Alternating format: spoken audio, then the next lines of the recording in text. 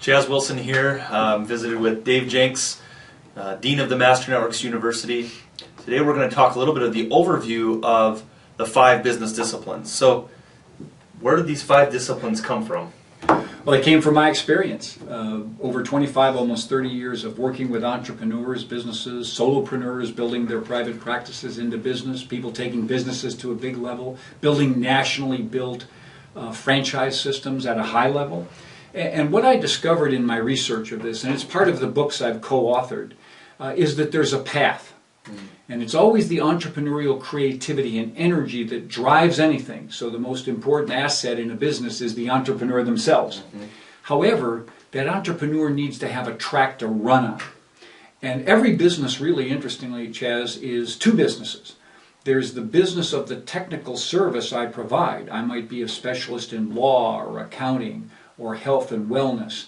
I provide some service, and I'm an expert in that technical arena.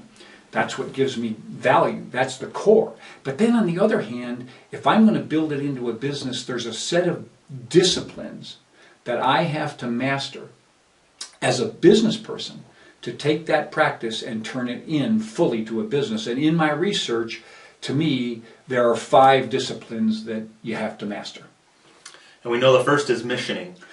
So what is missioning? I mean, if I'm sitting here starting my business, I'm going down this path, what does it mean? Well, what's interesting about the 5 disciplines, and we call them in Master Networks University, the 5 disciplines of business, the M4 T's, and the first one is missioning, and that just means that I get good at visioning, planning, and goal setting. That I get good at doing what I intend.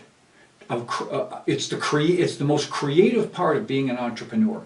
I see it, then I make it happen. I'm the architect of the future.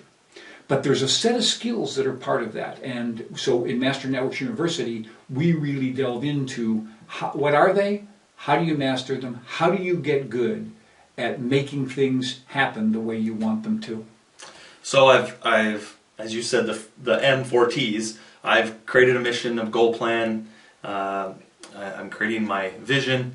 Now I need to sort of move into, I've got these things, I've targeted them. Yeah. So what does that mean? Well, targeting is a way of saying, how do I acquire new, repeat, and referral business? In other words, and the reason we say targeting is it's target marketing.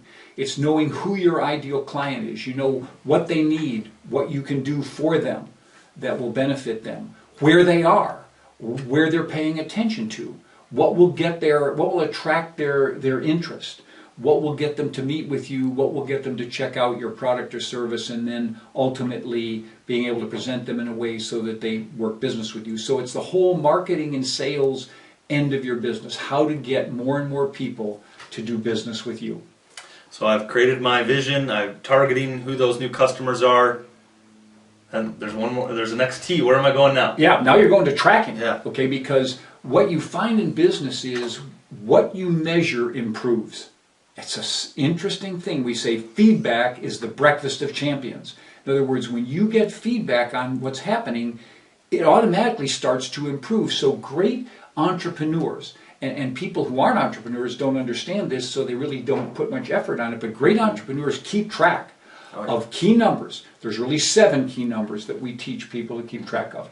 And when you keep track of those 7 key numbers in your business, it improves. So the next T that you master, the discipline, is the discipline of business tracking.